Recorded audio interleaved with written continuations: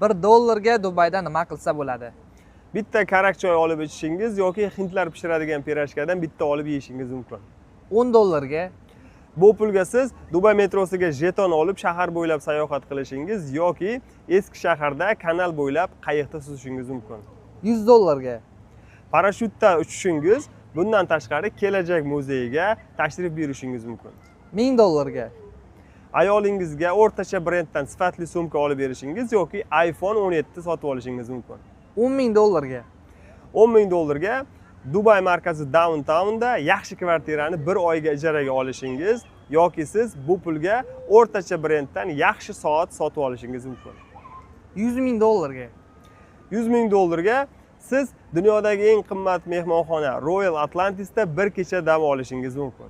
$1 million ga Dubay markazida Burj Khalifaga qaragan zamonaviy kvartira sotib olishingiz yoki o'zingizni kichik biznesingizni boshlashingiz mumkin. $10 million ga Dubayning eng qimmat joylaridan biri Palm Jumeirahda o'z villangizni sotib olishingiz yoki yaxta sotib olishingiz mumkin.